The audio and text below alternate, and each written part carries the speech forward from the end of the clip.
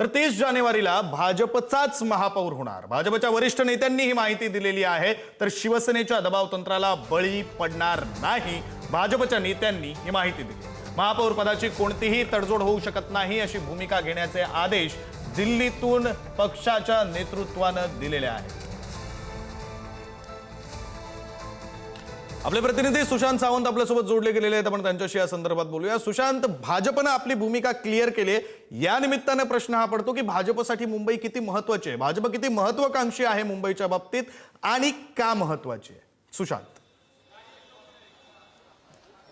अगदी खरं आहे विक्रांत, आपण जर बघितलं असाल तर 2017 साली भाजप महापौर बसू शकत होता, मात्र उद्धव ठाकरेंच्या शिवसेनेला महापौर पद दिलं आणि भाजप पहारेकराच्या भूमिकेत राहिलं। मात्र आताची परिस्थिती वेगळी आहे, उद्धव ठाकरे वेगळे आहेत, भाजपसोबत एकनाथ शिंदेची शिवसेना आहे। एकनाथ शिंदेच्या शिवसेनेनं महापौर पद आपल्याला द्यावा असा दावा केलाय। मात्र आपण भाजपच्या वरिष्ठ नेत्यांशी बोललो, भाजपच्या वरिष्ठ नेत्यांचं म्हणणं आहे ही संधी आहे भाजपला आपला महापौर बसवण्याची, कारण मुंबईमध्ये सर्वाधिक जागा कोणी जिंकल्या आहेत तर भाजपनं जिंकल्यात आणि भाजपचा यावेळी सहज महापौर होऊ शकतो।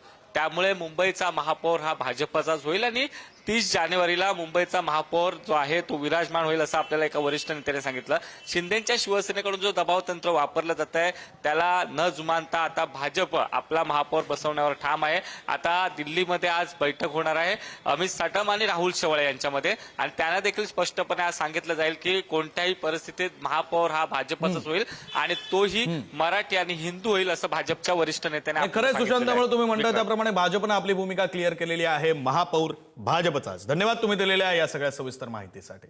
तर भाजप आणि शिवसेनेची आज दिल्लीमध्ये बैठक होणार आहे। आज रात्री नवीन महाराष्ट्र सदनामध्ये ही बैठक होणार आहे। अमित साटम आणि राहुल शेवाळे यांच्यामध्ये चर्चा होणार आहे। बीएमसी मध्ये कोणती पदं दिली जाणार यावरही चर्चा केली जाणार आहे। कुठलीही तडजोड करण्याचा काही प्रश्नच नाही, कारण महायुतीला 118 जागा मिळालेल्या आहेत। भारतीय जनता पार्टी आणि शिवसेना मिळून 118 जागांवरती म्हणजे हाफवे मार्कपेक्षा 4 जागा जास्त आम्हाला मिळाल्या असून या ठिकाणी भारतीय जनता पार्टी, शिवसेना आणि रिपाईची महायुती भक्कम आहे। आमच्यामध्ये खूप चांगला संवाद सुरू आहे। आम्ही गेल्या 2 दिवसामध्ये गटस्थापना, गटाचं रजिस्ट्रेशन अशा विविध विषयांवरती आपापसामध्ये चर्चासुद्धा या निमित्तानं केलेली आहे आणि भारतीय जनता पार्टी, शिवसेना, रिपाई महायुतीच्या 118 नगरसेवकांपैकी एक नगरसेवक किंवा नगरसेविका जसं आरक्षण असेल तसं मुंबईच्या महापौरपदी विराजमान होणार आहे। तर मुंबईचा महापौर दिल्लीतून ठरवला जाईल आधीच सांगितलेलं असं संजय राऊत म्हणतायत। तर महापौर पदासाठी शिंदेच्या नेत्यांना दिल्लीत चक्रा माराव्या लागतायत असं म्हणत राऊतांनी शेवाळेंच्या दौऱ्यावर टोला लगावला। दिल्लीतून मुंबईचा महापौर ठरणं हा महाराष्ट्राचा अपमान असल्याचं संजय राऊतांनी म्हटलं। दरम्यान राहुल शेवाळेंच्या दिल्ली दौऱ्यावरून संजय राऊतांनी नेमकं काय म्हटलंय आपण पाहूया। कालच म्हणालो ना, मी तुम्हाला कालच म्हणालो ना की दिल्लीतून चाव्या मारल्या जातात म्हणून।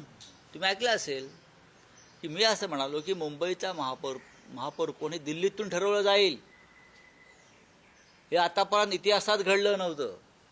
म्हणजे मुंबईचा महापौर ठरवण्यासाठी शिंदे गटाच्या नेत्यांना किंवा पुढाऱ्यांना जाऊन अमित शहांच्या पायाशी बसावं लागतंय। मी वारंवार सांगतोय, महापौर मुंबईचा आहे, महाराष्ट्राचा आहे आणि शिंदे आणि त्यांच्या लोकांना दिल्लीत चक्रा माराव्या लागत आहेत। हाच महाराष्ट्राचा अपमान आहे।